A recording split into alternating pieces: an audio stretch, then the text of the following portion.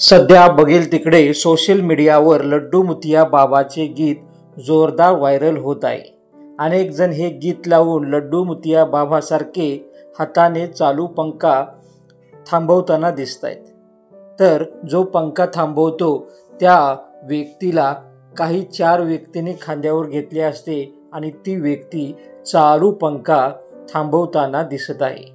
पण हा लड्डू मुतिया बाबा खरंच आहे तरी कोण हे थोडं आपण जाणून घेऊया।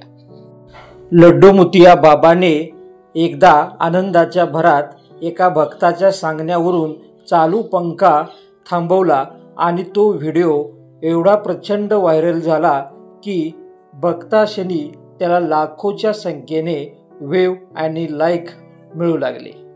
लड्डू मुतिया बाबा हा कर्नाटकातील बागलकोट जिल्ह्यामध्ये राहतो।